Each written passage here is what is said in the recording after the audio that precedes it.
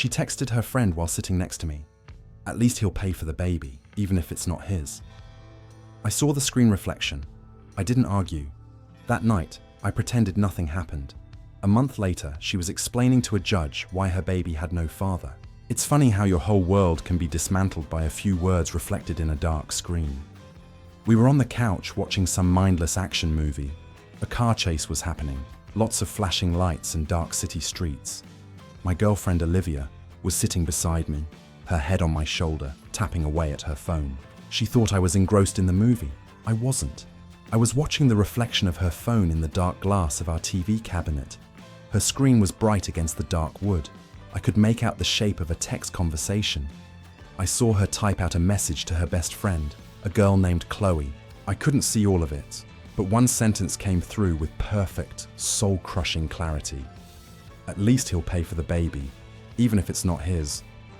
The words hung there in the reflection, a digital ghost of a conversation that was never meant for me. A follow-up text from Chloe popped up, a string of laughing emojis. Then Olivia typed again. He's so excited. It's actually kind of sad. He has no idea. I didn't move. I didn't breathe.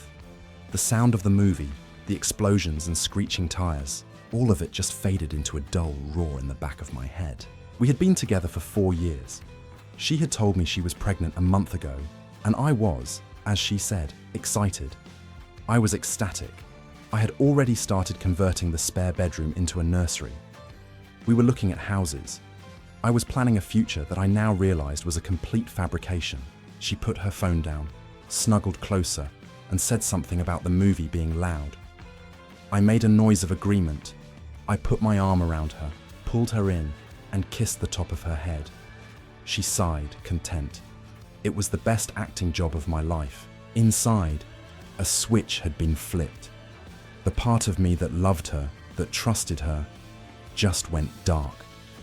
In its place was something cold, quiet, and razor sharp. She wanted me to pay for another man's child. She thought I was a fool she could manipulate for 18 years. She had no idea who she was dealing with. I wasn't angry. Anger is a hot, messy emotion. This was different. This was a problem that needed a solution, a permanent, legal, and devastatingly final solution. That night, as she slept peacefully beside me, I stayed awake and started to build the trap. Update 1.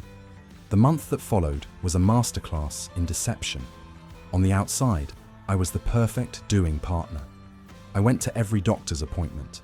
I listened patiently as she and Chloe debated the merits of various ridiculously expensive strollers. I painted the nursery a soft, neutral yellow. I was a rock of support, a pillar of clueless devotion. Inside, I was a machine, methodically gathering the pieces for the reckoning to come. My first step, the morning after I saw the text, was to hire the most ruthless family law attorney I could find. A guy named Marcus Thorne, a man with a reputation for being a shark. I sat in his office and laid out the facts. I told him what I saw, and I told him my goal. I wanted to be completely legally and financially severed from this child, and I wanted Olivia to face the consequences of her fraud. Marcus was blunt. What you saw is a good starting point, but it's not evidence. It's hearsay. We need proof, undeniable scientific proof, and we need to let her walk into the trap herself. So, I began to gather that proof. I hired a private investigator, a former cop with a knack for being invisible. His job was simple. Find out who Olivia was seeing. It didn't take long. Within a week, the PI had a name and a face. David, a guy from her old office she'd always described as a work friend. The PI provided photos of them meeting for lunch, of him visiting her at her mother's house when she claimed to be having a girls' night. The next part was tricky. Marcus explained the concept of paternity fraud and the legal presumption of paternity. If we were married or living together when the baby was born, the law would presume I was the father. Her plan was to use that presumption as a weapon. Our plan was to use it as the bait. The PI's next task was to acquire DNA samples. Olivia's was easy. I gave him the disposable cup she drank her smoothie from that morning. David's was harder. The PI followed him for 2 days. He finally got his sample from a plastic water bottle David threw in a public trash can after leaving the gym.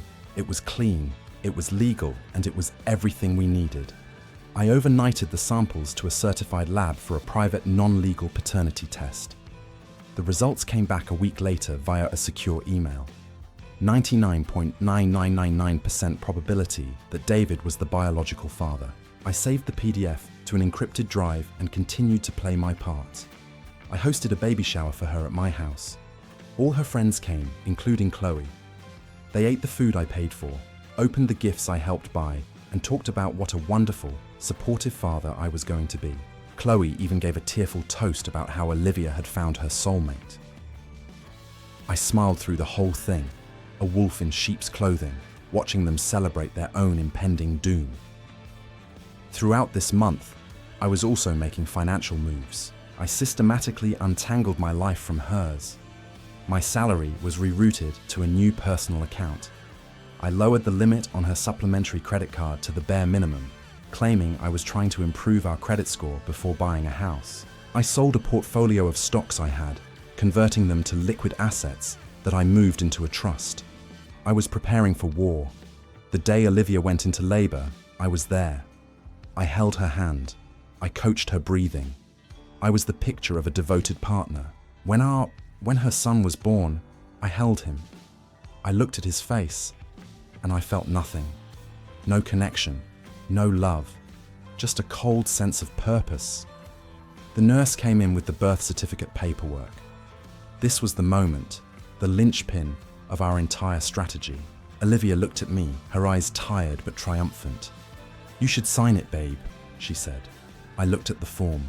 I looked at her, and with a steady hand, I signed my name on the line that said, "Father." I had officially legally claimed another man's child.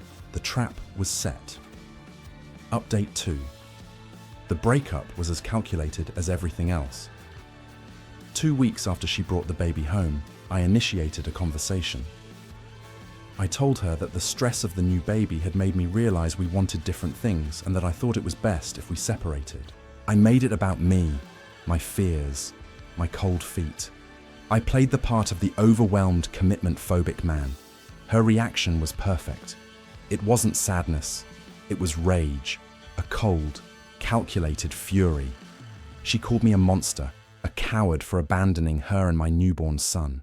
She told me I would regret this, that she would see me in court, and that she would take me for every penny I had. It was exactly what I wanted. 2 weeks after that, I was served with papers. She had filed for full custody and an exorbitant amount of child support. Her legal filings painted me as a wealthy, deadbeat father who had promised her the world only to abandon his family at their most vulnerable moment. Her lawyer, a smarmy guy who probably took the case on contingency, saw a big payday. Our first appearance in family court was a preliminary hearing.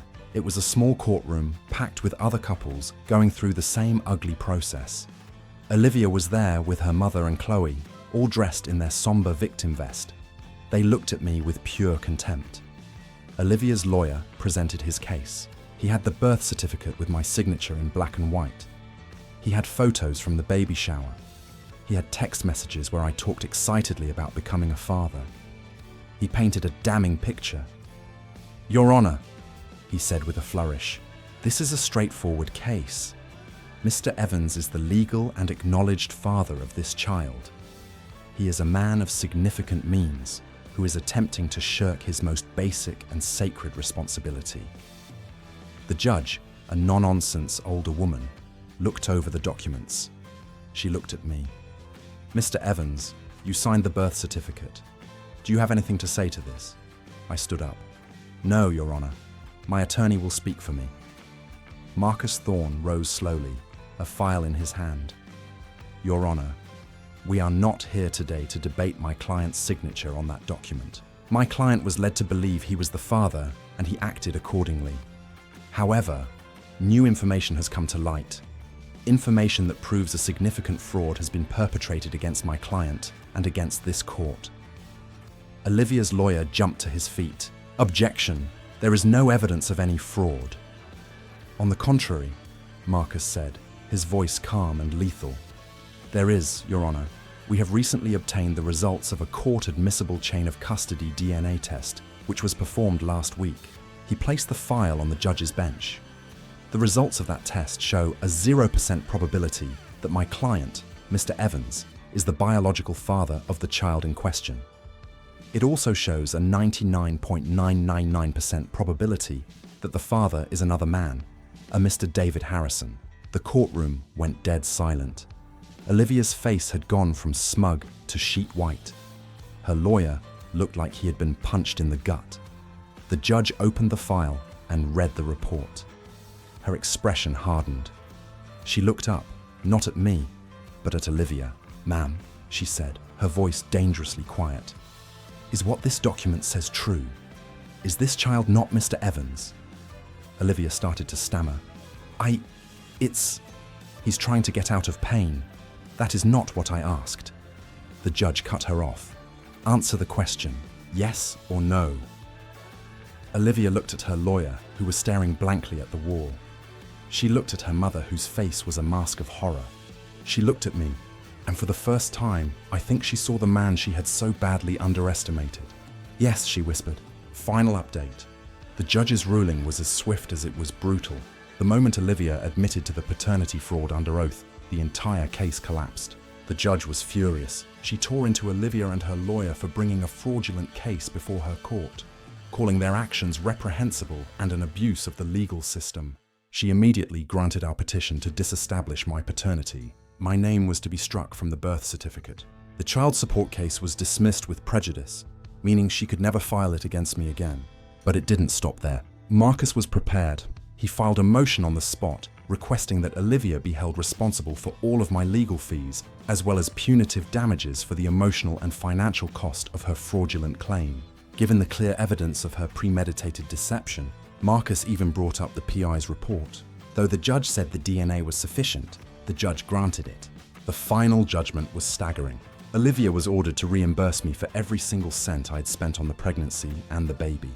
Doctor's bills, nursery furniture, baby supplies, even the cost of the baby shower.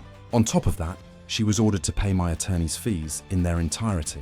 The grand total was well into the six-figure range. The last I saw of her in that courtroom, she was sobbing uncontrollably as her mother and a stunned Chloe tried to lead her out.